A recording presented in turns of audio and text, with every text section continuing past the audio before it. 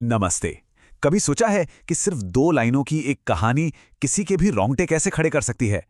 आज हम ऐसी ही 2 वायरल हिंदी हॉरर कहानियों को समझेंगे और जानेंगे कि आखिर वो कौन सी बात है जो उन्हें इतना ज्यादा डरावना बनाती है।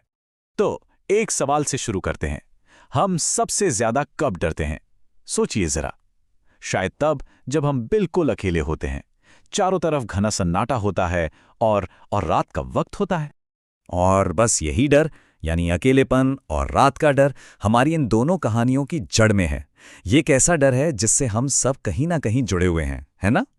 पहली कहानी का वक्त देखिए, रात के 2:15।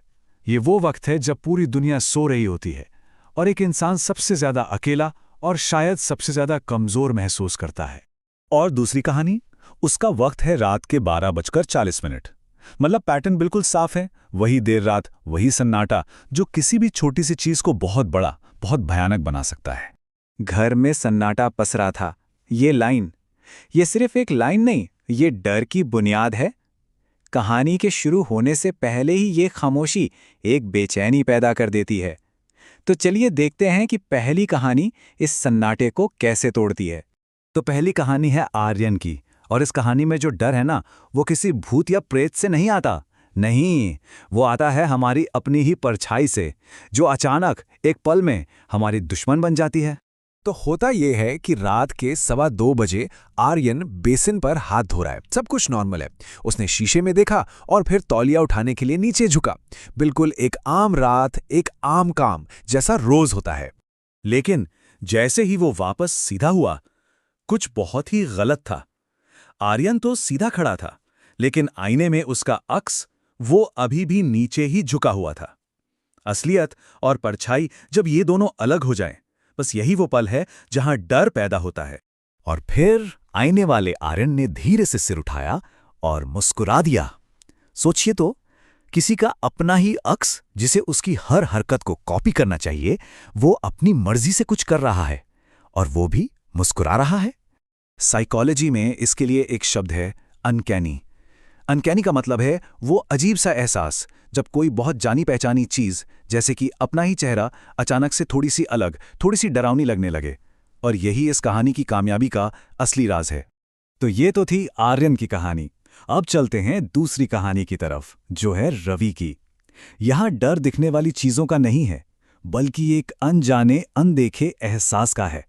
उस एहसास का जब किसी की सबसे सेफ जगह, उसका अपना कमरा, अचानक से अनसेफ हो जाता है।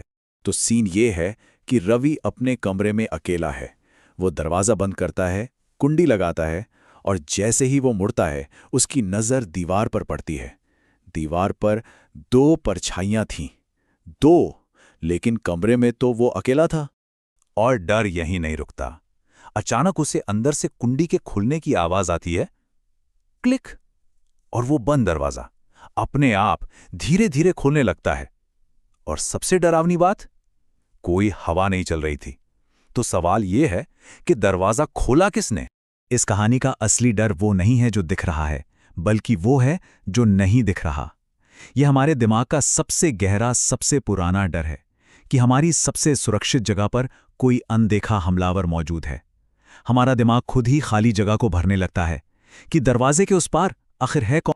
तो हमने ये 2 कहानियां देखी। अब सवाल ये है कि इनमें ऐसा क्या है जो इन्हें इतना वायरल बनाता है? क्या ये बस ऐसे ही है? नहीं, असल में इसके पीछे एक सोचा समझा फॉर्मूला काम करता है। तो क्या है ये फॉर्मूला? इसके कुछ जरूरी हिस्से हैं। पहला, गहरा अकेलापन। दूसरा, देर रात का वक्त जब हम सबसे ज्यादा कमजोर महसूस करते हैं। तीसरा, आईने और परछाई जैसी रोजमर्रा की चीजों का अचानक डरावना हो जाना। और आखिर में एक ऐसा अंत जो कोई जवाब नहीं देता, बस सवाल छोड़ जाता है। और यही वो फॉर्मूला है जो हमारी बिल्कुल नॉर्मल सिचुएशन को एक गहरे साइकोलॉजिकल डर में बदल देता है। इसका असर बहुत तेज होता है और ये दिमाग में काफी देर तक घूमता रहता है। और इसीलिए ये शॉर्ट फॉर्मेट वीडियो के लिए एकदम परफेक्ट है। तो अगली बार जब कभी रात में अकेले हों और अपनी परछाई को देखें, तो एक पल के लिए जरूर सोचिएगा कि वो परछाई क्या सच में आपकी ही है।